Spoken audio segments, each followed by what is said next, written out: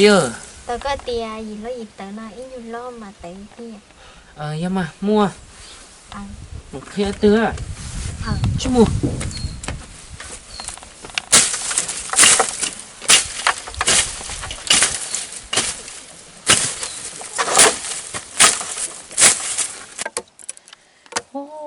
khó từ khó lâu khó từ khó tớ gì lo gì tớ này chúa lo gì tớ thôi rồi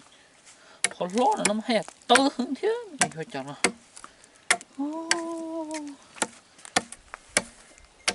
gì lo gì tớ từ khó lo khó tớ cái nó cũng tớ chỉ một cha của nó hay là tớ thế này giờ chẳng còn nói hay tớ đó họ bông hay là tớ thế ôi chà tớ chà rồi gì lo gì tớ thiệt đây là tớ ôi anh đây lo gì tớ thiệt nó say rồi cái nó một lô luôn hả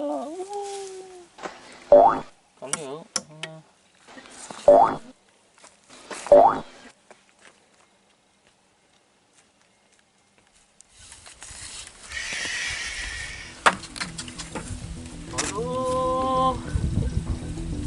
tay ha tôi khó thể cho nên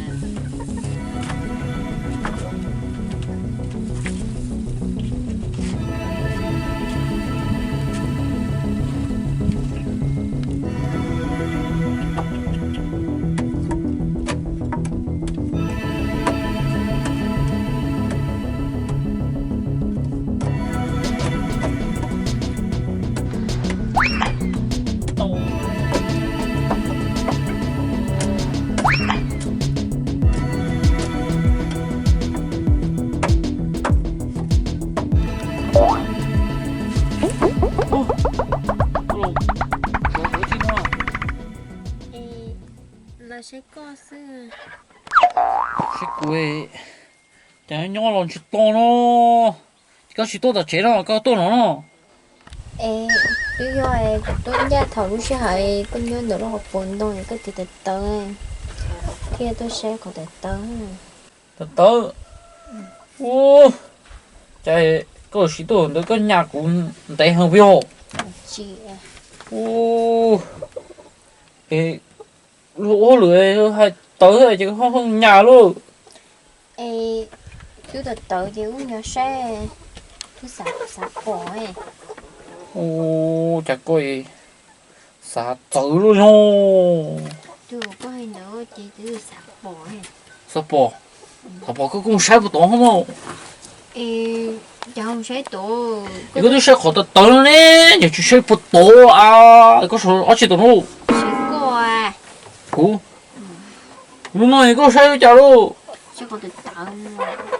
걷다요 Phật tử em đã ham hay là tử 나 떠. 너 có hay tử 또 쉐 em người ta mới thấy hay tử có hay lúc này hộp bò hay tiệt hộp bò啦hộp bò chỉ hay tử nữa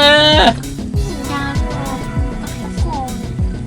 예 chỉ có tôi hay đến lúc hộp bò hay tử nữa cái gì mua một sấy cho 쉐 쉐가 치우 sẽ có thể tử 어? 뭐지? 야, 어떻게 하고 가? tử 어? chỉ do 어디노? 어? 이거 사실 뭐라? 사실 주먹거리 또 못해고 어머니 우리도 그거 샤이 같이 뽀 이거 샤이는 같이 뽀 됐다고 싶다고 nó còn sẽ tay đâu 또 가. 응, 또 해. 이 샤이잖아. đừng có chuyện mà 너잖아. đừng khi chị em mà sấy 누구다?